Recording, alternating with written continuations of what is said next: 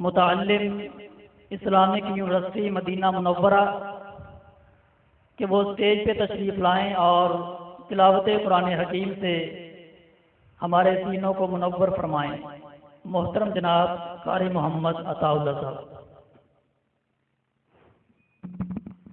السلام علیکم ورحمۃ اللہ۔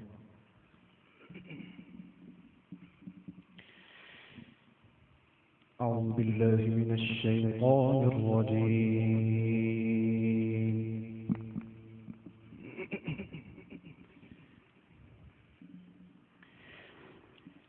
بسم اللہ الرحمن الرحیم۔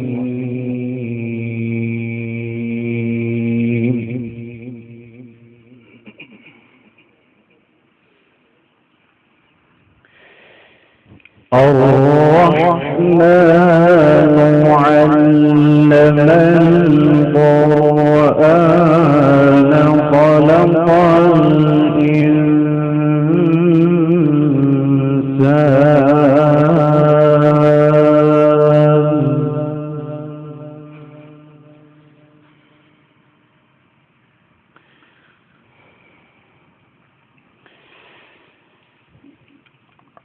علمه البيان الشمس والقمر بحسبان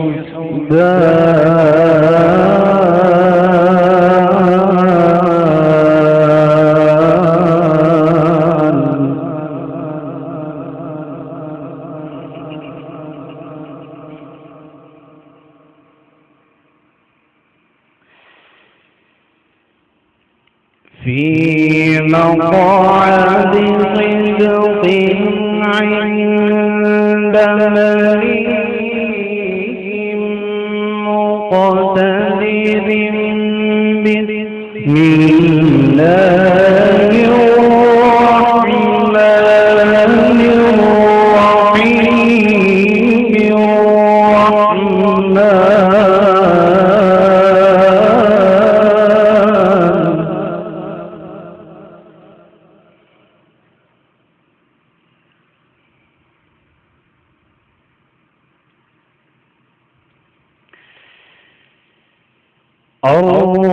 الرحمن علم القرآن خلق الإنسان علمه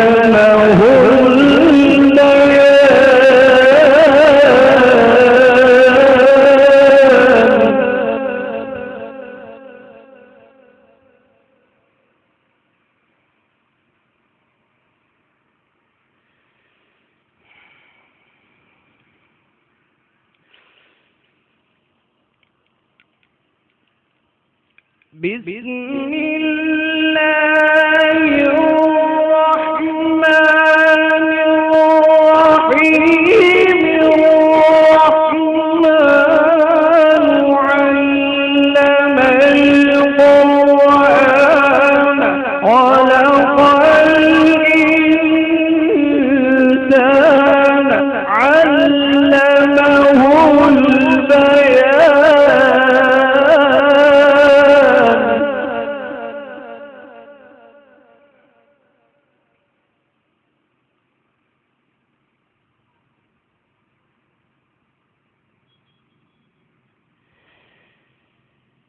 الشمس والقمر بحسبان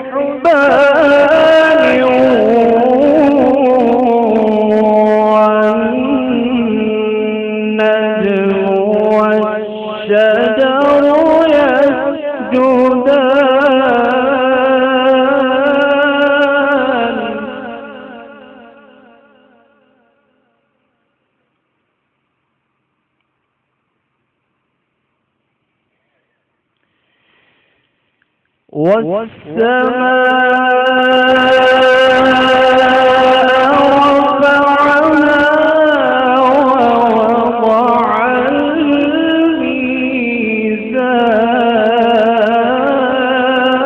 يسجدان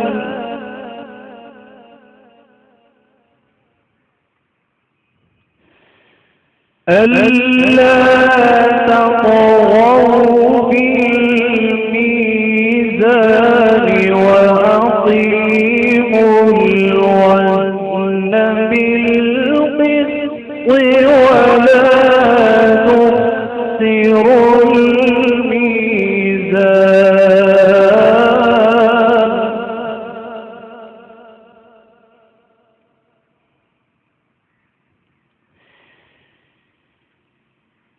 بسم الله الرحمن الرحيم.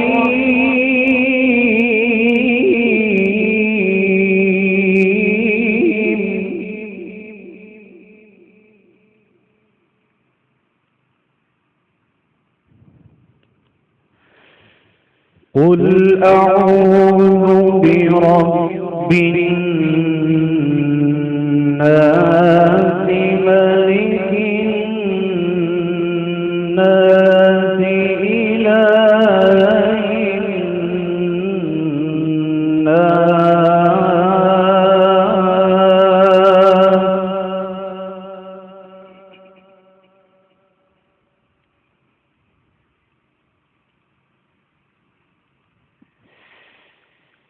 من شر الوسواس الخناس الذي يوسوس في صدور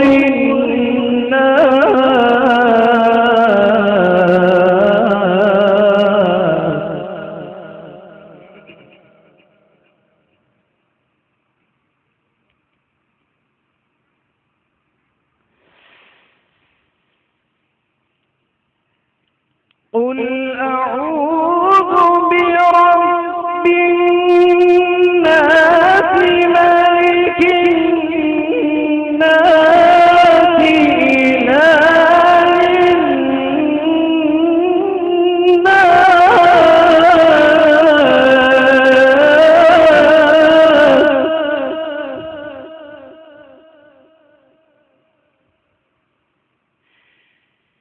من شر الوسواس الخناس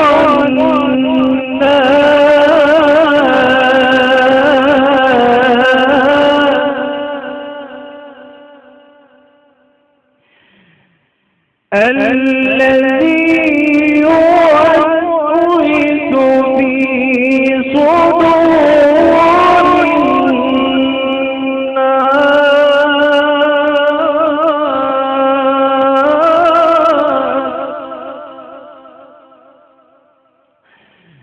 الذي يوسوس في صدور الناس من الجنة والناس. صدق الله مولانا العظيم.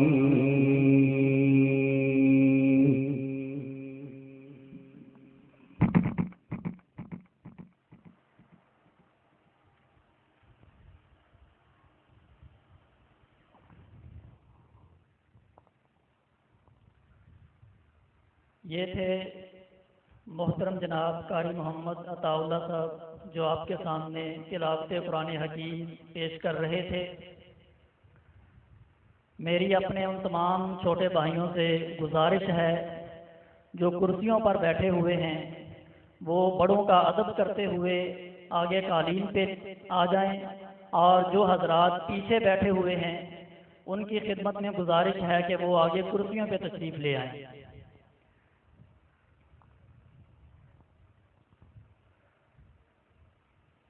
حضرات گرامی، آج کا ہمارا یہ آخری پروگرام الحمدللہ شروع ہو چکا ہے. 2-3 گزارشات کے بعد انشاءاللہ ہمارے آج کے معزز مہمان آپ سے محو گفتگو ہوں گے. سب سے پہلے تو میں اس پروگرام کی انتظامیہ اور اس کا اہتمام کرنے والے ان تمام حضرات کا شکریہ ادا کرتا ہوں کہ جنہوں نے اس طرح کے پروگراموں کا آغاز کیا، بامقصد، پرمغز اور پرتاثیر ان مجالس کا اہتمام کیا، اور رمضان المبارک کی ان بابرکت گھڑیوں میں انہوں نے آپ حضرات و خواتین کو اللہ کے قرآن اور محمد الرسول اللہ صلی اللہ علیہ وسلم کے فرمان کے قریب کرنے کی کوشش کی۔ اللہ رب العالمین ان کی اس کوشش کو اپنی بارگاہ میں قبول و منظور فرمائے۔ اسی طرح میں آپ حضرات و خواتین کا بھی شکر گزار ہوں کہ جنہوں نے اپنی انتہائی مصروفیت کے باوجود اس پروگرام کو رونق بخشی، تشریف لائے۔ اللہ رب العالمین آپ حضرات کے سینے بھی قرآن کے فہم کے لیے کھول دے اور آپ کو بھی اپنے دین کی سمجھ عطا کرے اور اپنی زندگی اسلام کے مطابق ڈھالنے کی توفیق عطا فرمائے۔ اسی طرح میں الہدا انٹرنیشنل کی طرف سے لگائے گئے اسٹال اور اس کا اہتمام کرنے والوں کا بھی شکر گزار ہوں کہ جنہوں نے اپنی ذاتی دلچسپی لے کر خواتین کے لیے یہاں پر اسٹالز لگائے اور ان کی اصلاح کے لیے یہاں پر اسلامی کتب اور کیسٹوں کے یہ اسٹال یہاں پر لگائے۔ اللہ رب العالمین انہیں بھی جزائے خیر عطا فرمائے کہ انہوں نے بھی ہمارے پروگرام کو مزید رونق بخشی ہے۔ اسی طرح میں آپ حضرات کے سامنے چند باتیں جمعیت القرآن کے حوالے سے بھی کرنا چاہتا ہوں کہ آج ہمارا سب سے بڑا المیہ یہ ہے کہ ہم قرآن و سنت سے دور ہیں۔ اللہ کی نازل کردہ یہ کتاب ہمارے گھروں میں غلافوں میں بند ہو کر رہ گئی ہے، اور محمد الرسول اللہ صلی اللہ علیہ وسلم کا فرمان اس تک تو شاید کسی کی رسائی ہی نہیں ہے۔ تو ہماری سب سے بڑی بدقسمتی یہ ہے کہ نہ تو ہمیں قرآن سے آگاہی ہے، نہ محمد الرسول اللہ صلی اللہ علیہ وسلم کے فرمان کا علم ہے۔ تو اس دور میں، ان حالات میں جہاں پر ضرورت اس بات کی ہے کہ ہم اللہ کے قرآن کے قریب آئیں، محمد الرسول اللہ صلی اللہ علیہ وسلم کے فرمان کو سینے سے لگائیں، وہاں پر اس بات کی بھی ضرورت ہے کہ ہم تمام دائروں سے باہر نکل کر قرآن و سنت کو سمجھنے کی کوشش کریں۔ آج ہمارے ارد گرد جو تعصبات کے دائرے ہیں، جو اختلافات کی تنگ نظریاں ہیں، اور جو عدم برداشت کا ایک ماحول ہے، ان ساری باتوں سے باہر نکل کر اللہ کے قرآن کو سمجھنے کی ضرورت ہے۔ تو جمعیت القرآن کا مقصد صرف اور صرف یہی ہے کہ لوگ خود اللہ کے قرآن کو سمجھنے کی کوشش کریں، رسول اللہ صلی اللہ علیہ وسلم کے فرمان کو سیکھنے کی کوشش کریں، کیونکہ یہی وہ واحد راستہ ہے جس پر چل کر تمام اختلافات اور تمام تعصبات کا خاتمہ کیا جا سکتا ہے یا ان کو کم کیا جا سکتا ہے۔ تو یہ تمام پروگرام کروانے کا مقصد بھی یہی ہے کہ آپ حضرات اور خواتین اللہ کے قرآن کے قریب ہو جائیں۔ اسی طرح جمعیت القرآن وہ فہم القرآن کے کورسز بھی ان کا بھی انعقاد کرے گی رمضان المبارک میں، اور رمضان المبارک کے بعد جن کورسز کا مقصد بھی یہی ہے کہ ہمارے نوجوان، خاص طور پر کالجز اور یونیورسٹیز میں پڑھنے والے وہ اسٹوڈنٹ کہ جن کے لیے قرآن و حدیث سمجھنا وہ اپنے لیے بہت ہی مشکل مرحلہ تصور کرتے ہیں، ان کے سامنے عربی کی کوئی عبارت آ جائے، اللہ کے دین کا کوئی مسئلہ آ جائے تو ان کے لیے پریشانی کھڑی ہو جاتی ہے۔ تو ان حضرات اور ان نوجوانوں کو کتاب و سنت کے قریب کرنے کے لیے انشاءاللہ یہ فہم القرآن کورسز وہ شروع کیے جائیں گے۔ تو بنیادی طور پر جو مقصد ہے وہ یہی ہے کہ قرآن و سنت کی تعلیم عام ہو جائے، کتاب اللہ کی تفہیم ہر مسلمان کو حاصل ہو جائے، اللہ کے رسول صلی اللہ علیہ وسلم کا طریقہ ہر شخص کو محبوب ہو جائے۔ تو اس لیے آپ حضرات جس طرح اس پروگرام میں تشریف لائے ہیں اور اس کو رونق بخشی ہے، اس کے بعد بھی جو دروس اور جو کورسز شروع ہوں گے ان میں بھی دلچسپی لیں اور اللہ کے قرآن کو اور رسول اللہ صلی اللہ علیہ وسلم کے فرمان کو سیکھنے کی کوشش کریں۔ ایک اور پیغام جو میں اپنی طرف سے آپ حضرات کو دینا چاہتا ہوں وہ شاید ایک درد دل ہے جس کو میں آپ کے سامنے زبان دے رہا ہوں۔ 2-4 منٹ کی گزارش ہے، توجہ سے سنیے گا۔ اللہ رب العالمین نے اپنے قرآن حکیم میں اعلان فرمایا ہے ادعو الی سبیل ربک بالحکمہ والموعظۃ الحسنہ وجادلہم باللتی ہی احسن ان ربک هو اعلم بمن ضل عن سبیلہ وهو اعلم بالمہتدین۔ اپنے رب کے راستے کی دعوت دیجیے حکمت کے ساتھ، دانائی کے ساتھ، اور لوگوں کو واضح و نصیحت کرنا ہے تو انتہائی خوبصورت انداز میں کیجیے۔ اگر کسی سے کوئی مباحثہ کرنا ہے، کسی مسئلے پر آپ نے گفتگو کرنی ہے تو وہ طریقہ اختیار کیجیے جو دنیا میں سب سے زیادہ خوبصورت ہو۔ آپ کا رب ان لوگوں کو بخوبی جانتا ہے جو اس کے راستے سے گمراہ ہو چکے ہیں، اور آپ کے رب کو یہ بھی علم ہے کہ کون لوگ ہدایت یافتہ ہیں۔ اللہ رب العالمین نے اس آیت مبارکہ میں جس چیز پر سب سے زیادہ زور دیا ہے وہ یہ ہے کہ اللہ کے راستے کی طرف بلائیے، آپ کے اندر دانائی ہونی چاہیے، آپ کی باتوں سے حکمت ٹپکتی ہونی چاہیے، اور آپ کا انداز خوبصورت ہونا چاہیے۔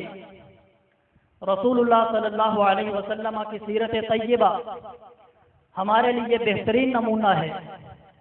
صحیح بخاری میں یہ روایت مذکور ہے، سیدہ عائشہ صدیقہ رضی اللہ عنہا بیان کرتی ہیں کہ میں رسول اللہ صلی اللہ علیہ وسلم کے پاس بیٹھی ہوئی تھی، یہودیوں کا ایک گروہ آتا ہے، آ کر کے اللہ کے رسول صلی اللہ علیہ وسلم کو سلام کرتا ہے، اور سلام کے الفاظ وہ بولتا ہے جن کی اسلام نے تعلیم نہیں دی۔ کہتے ہیں السلام علیکم، لام الف لا کے بغیر انہوں نے اللہ کے نبی کو سلام کیا، جس کا عربی میں مفہوم یہ ہے کہ تمہیں موت آئے، تم پر لعنت ہو۔ سیدہ عائشہ صدیقہ جب ان کی یہ بات سنتی ہیں غصے میں آ جاتی ہیں اور آپے سے باہر ہو جاتی ہیں، کہتی ہیں بل وعلیکم السلام واللعنہ، اللہ کے رسول پر موت اور لعنت کی بد دعا کرنے والوں، یہ موت اور یہ لعنت تمہیں پر ہو۔ سرور کونین سیدہ عائشہ صدیقہ رضی اللہ عنہا کا رویہ دیکھتے ہیں، پوچھتے ہیں عائشہ کیا ہوا؟ کہنے لگی اے اللہ کے رسول، آپ نے سنا نہیں ان یہودیوں نے آپ کو کیا کہا ہے؟ فرمایا کہ عائشہ کیا تم نے نہیں سنا جو میں نے ان کو جواب دیا ہے؟ میں نے ان کے جواب میں صرف وعلیکم کہا ہے، میں نے ان پر سلامتی کی دعا نہیں کی ہے۔ حضرات، اس حدیث میں غور کیجئے، رسول اللہ صلی اللہ علیہ وسلم ان لوگوں کے بارے میں کس طرح کا رویہ اپنا رہے ہیں جو موت کی بد دعائیں دے رہے ہیں، جو لعنت اور پھٹکار کی بد دعا دے رہے ہیں۔ ان کے بارے میں رسول اللہ صلی اللہ علیہ وسلم کا رویہ یہ بھی ہو سکتا تھا کہ آپ ایک مرتبہ بارگاہ الہی میں ہاتھ اٹھا کر بد دعا کر دیتے، وہ یہودی، وہ گروہ اور وہ وفد وہیں کا وہیں ختم ہو جاتا۔ آپ کا رویہ یہ بھی ہو سکتا تھا کہ آپ انہیں اپنے جانثاروں کو بلا کر سزا دلوا دیتے۔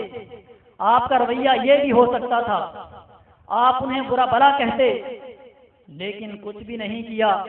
جس نے یہ سارے کام کرنے کی کوشش کی، جس کے ماتھے پہ شکن آئے اور جو غصے سے آپے سے باہر ہو رہا تھا، آپ نے اسے بھی منع فرما دیا اور کہا، یہ پیغام دیا کہ جب بھی کسی سے بات کرنی ہے، جب بھی کسی سے کوئی معاملہ کرنا ہے، جب بھی تمہارے ساتھ کسی کا نازیبا سلوک ہے تو تم نے شائستگی کو نہیں چھوڑنا، تم نے نرمی کو نہیں چھوڑنا، تم نے اپنے اعلیٰ اخلاق کو نہیں چھوڑنا۔ حضرات، آج میرا اور آپ کا دعویٰ یہ ہے کہ دنیا میں سب سے سچا اسلام اور سب سے سچا دین اسلام کا مذہب ہے۔ آج مسلمانوں کا یہ دعویٰ ہے کہ دنیا کی سب سے سچی کتاب ہمارے پاس ہے۔ آج مسلمانوں کا یہ دعویٰ ہے کہ دنیا کا سب سے خوبصورت پیغام ہمارے پاس ہے، دنیا کی سب سے خوبصورت تہذیب ہمارے پاس ہے۔ ہم نے دنیا کو جینے کا سلیقہ سکھایا ہے، ہم نے اس دنیا میں تہذیب و ثقافت کے چراغ روشن کیے ہیں۔ ہم نے دنیا کو اس وقت جینے کا سلیقہ سکھایا جب دنیا کو کچھ بھی علم نہیں تھا۔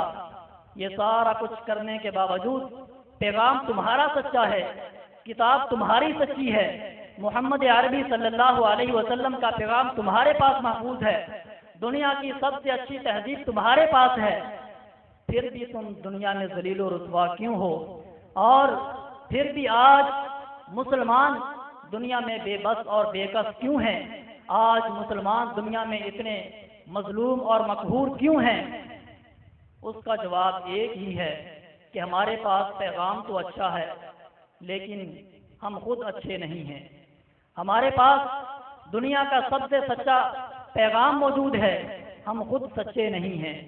ہمارے پاس دنیا کا سب سے اعلیٰ اور عرفہ مذہب موجود ہے، لیکن اس مذہب کو پہنچانے کے لیے ہمارے پاس وہ اعلیٰ اخلاق نہیں ہیں جو محمد عربی صلی اللہ علیہ وسلم نے اپنائے تھے، اور جن کی سیرت اور کردار ہی یہی تھا کہ ایک صحابی تیسری مرتبہ شراب پیتا ہے، پاس بیٹھنے والے نے لعنت کی اور کہا کہ کیسا آدمی ہے، تعجب ہوتا ہے، بار بار شراب پیتا ہے، نبی علیہ السلام کی مجلس میں آتا ہے، کوڑے لگتے ہیں۔